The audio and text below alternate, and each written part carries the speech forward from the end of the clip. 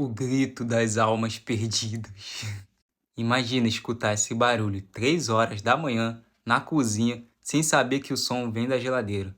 Imagina a pessoa que vai na geladeira escondido, né? Aí não pode fazer barulho, só que aí vem um barulho desse. Quem tá dormindo e se acordar vai pensar que é o quê? A geladeira assim. Coitada da primeira pessoa que ouviu essa geladeira fazendo isso. Caraca, é mesmo, né?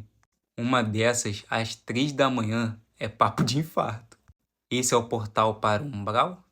Não conheço muito bem. É o purgatório? Qual o nome da entidade? Geladeira. Aí já é o demônio agindo. Geralmente, o terror fica no filme, mas vai de cada um, né? Olha as ideias.